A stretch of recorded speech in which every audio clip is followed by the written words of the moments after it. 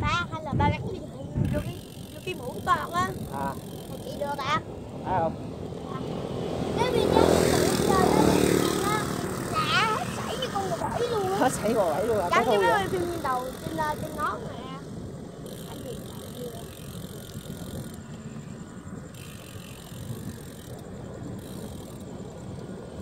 À, tới cầu rồi kìa, điếm đắng. Điếm đắng.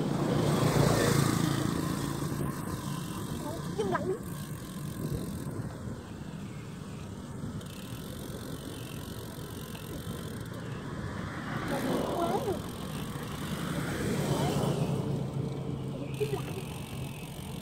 Xin chào các bạn, đây là những cái tay đua kiệt sức.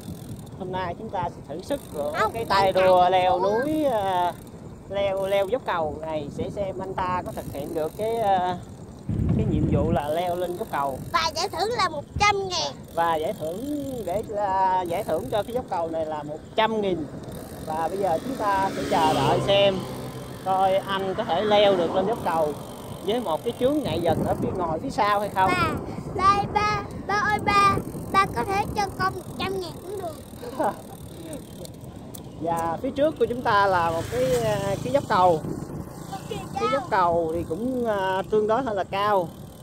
Qua cái dốc cầu này chúng ta sẽ vào tới Long Sơn.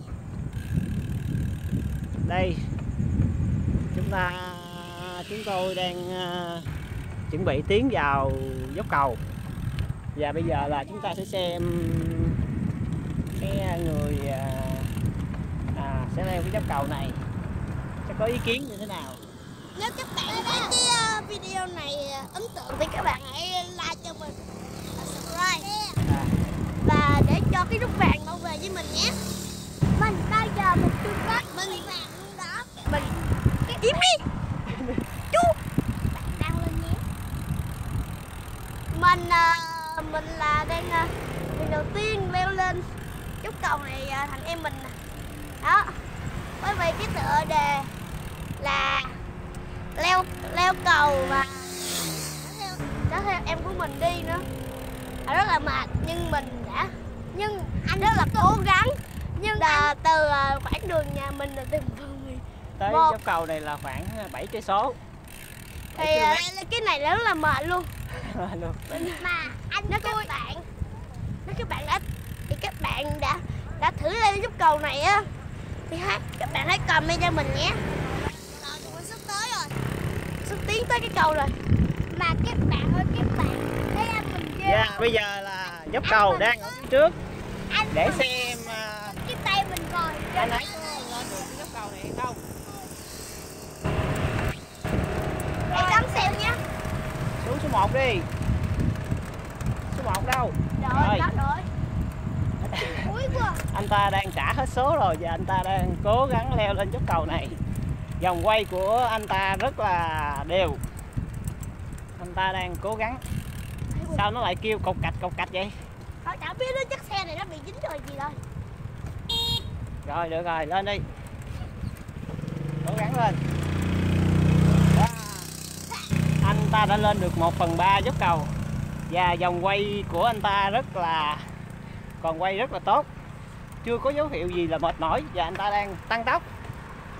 Mà anh ta lại chưa tăng tốc. Wow.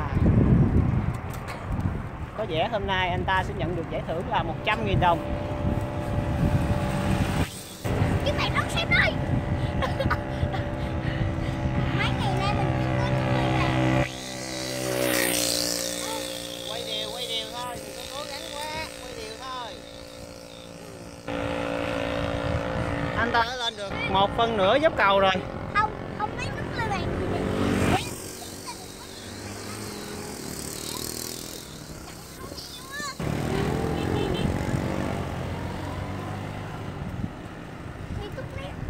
Này con Thương, mày hớt con heo nữa. Từ từ leo từ từ thôi, quay đều chân. Anh nghĩ tới đi. Quay đều, đừng có lắc cái cổ xe quá. Để thẳng cái cổ xe. Cố lên.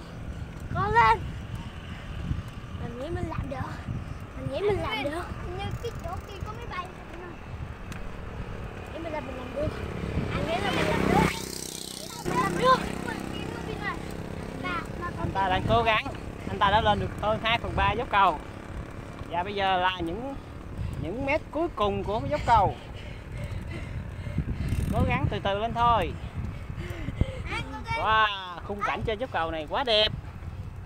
Wow, chúng ta có thể nhìn thấy toàn cảnh thành phố Bà Rịa. Và bên này là thành phố Vũng Tàu. Wow. Cố lên.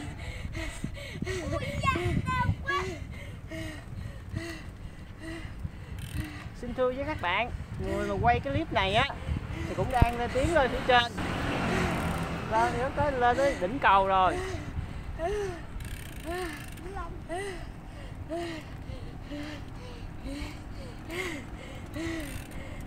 Thở dữ vậy bạn. Thở dữ vậy. Ừ, thở cố lên. Thở mạnh lên. Và anh ta đã sắp sửa hoàn thành. Anh của chúng ta đã sắp xuống dốc rồi. Các bạn cũng mong chờ điều này lắm.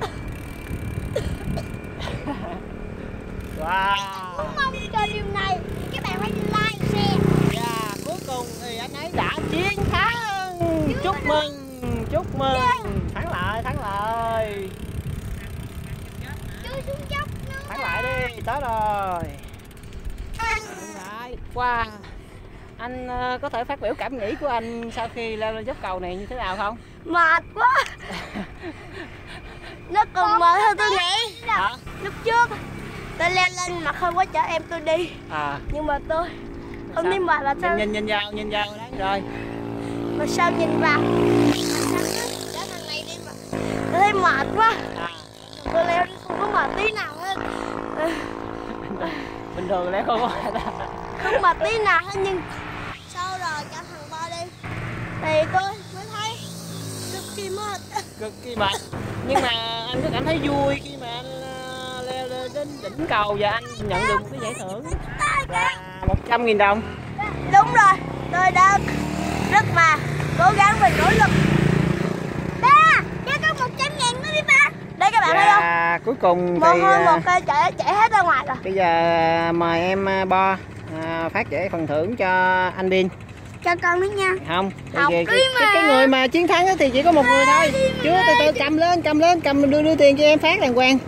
Rồi em Bin cầm lên, rồi từ từ cầm bóc cái tờ đó. Rồi nhân giơ cái tờ tiền cao lên. Đâu? Tờ tiền đưa cho anh. Rồi. Đâu giải thưởng đâu? Yeah. Chúc mừng.